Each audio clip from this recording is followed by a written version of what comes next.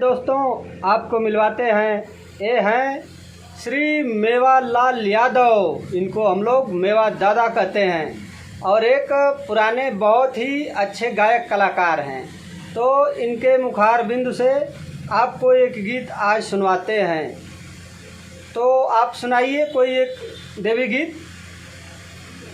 ठीक है, हाँ हाँ बिल्कुल।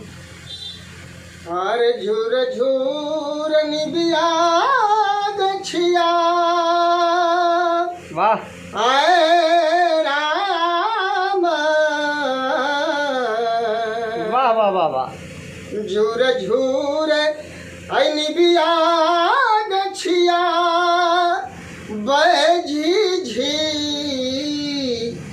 राय के झूलतानी सातोरे बहिनिया, वाह। अब झूलतानी सातोरे बहिनिया, झूलुहाल गाय के झूलतानी सातोरे बहिनिया, वाह वाह। निबिया के डरिया मैया झुलुआ लगली हो, वाह। निबिया के डरिया मैया झूलली झूलनावा हो, निबिया पर झूला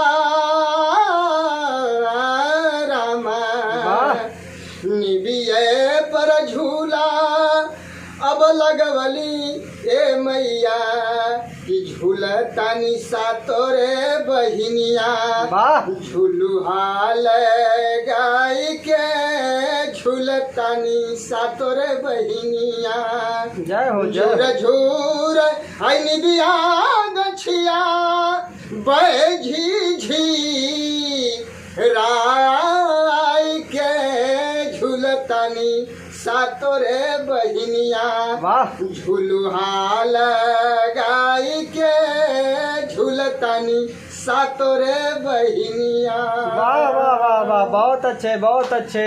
आप लोगों के सामने बिना साज बाज का इन्होंने जो लहरा सुना दिया देवी माँ का गीत, गजब का गाए हैं और बहुत ही अच्छा गाए हैं।